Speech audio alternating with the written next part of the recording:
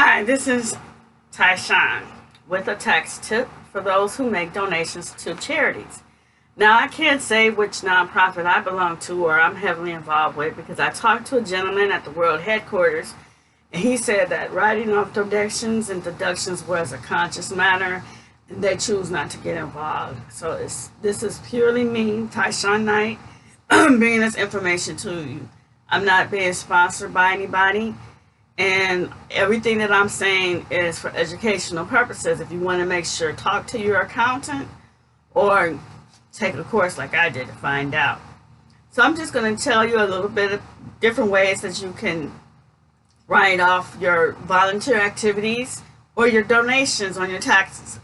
And my hope is that if you know how to write off your donations and your taxes, then you will give more. That's what my hope is.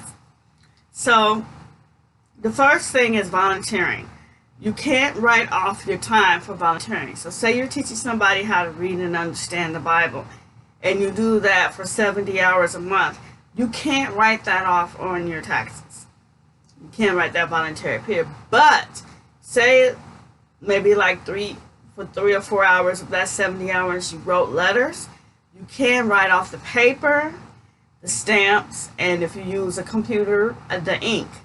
So keep your receipts because it says here that, let's see if I can find that point. It says incidental expenses such as mileage, supplies, or other expenses incurred while volunteering for a charitable organization, however, may be deducted. So you can't say, oh, I feel that teaching somebody about the Bible is worth $1,000 an hour, so I'm going to deduct $1,000. No, you can't do that. But if it costs you $5 or $10 to drive over to that person's home to have that Bible lesson with them, you can deduct the mileage for doing that. So that's something good to know. The mileage, the stamps, the paper, the ink can all be deducted.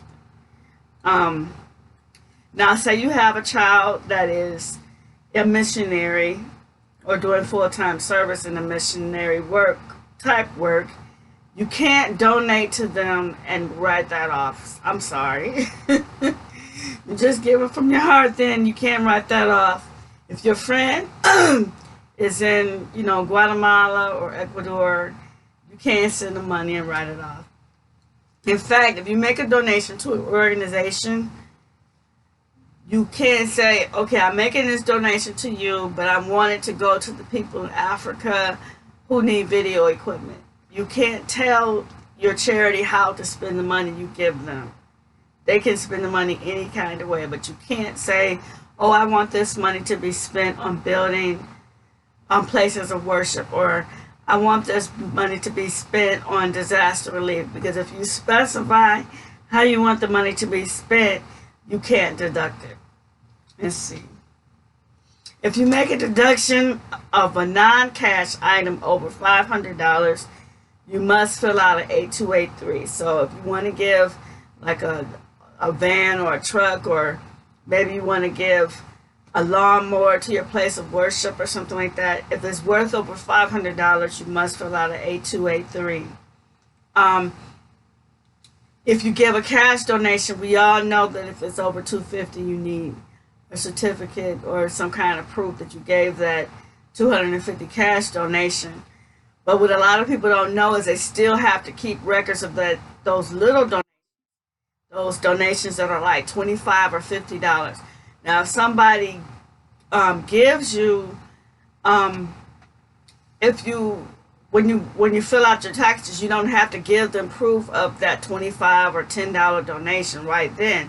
That's only if you are audited that you will have to produce that information.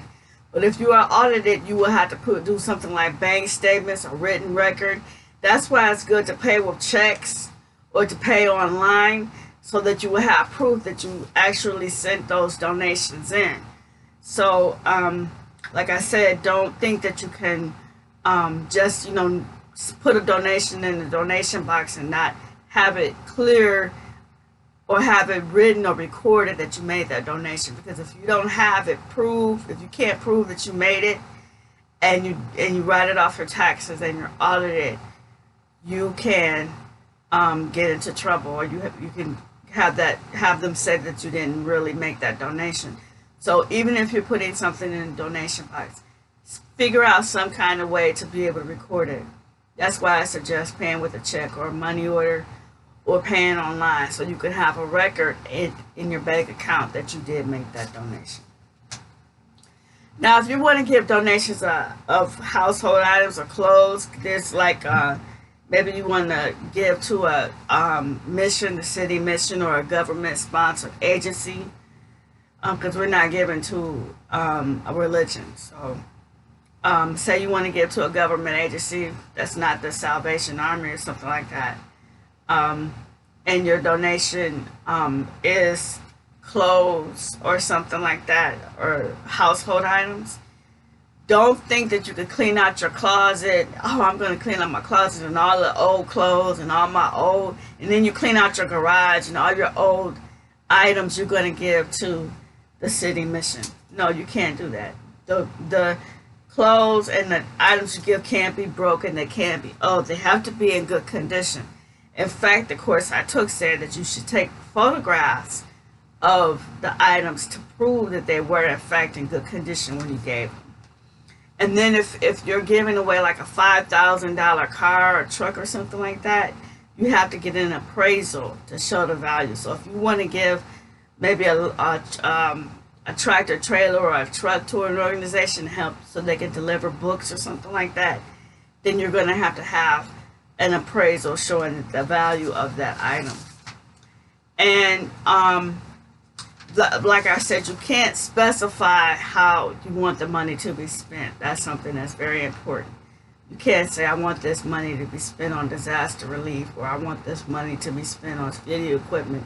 You have to just let the organization that you're donating to decide how they want to spend the money. And there was one other point I wanted to make.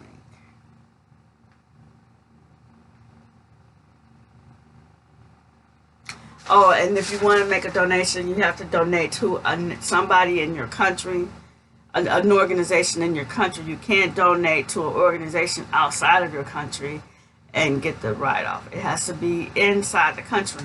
So if you have an international organization, just donate to the part of the organization that is in the United States, and then they will send it to the right place. They'll send it to the place or the country with the most need. But you have to donate to the country that you live in if you're writing it off of United States taxes.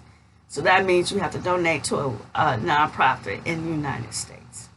So I hope this has helped you learn how you can handle your donations. And with the 2020 year, remember to start recording your donations, either with your bank statements, keeping your bank statements, or contributing with a check or money order, so that you can start writing off those donations.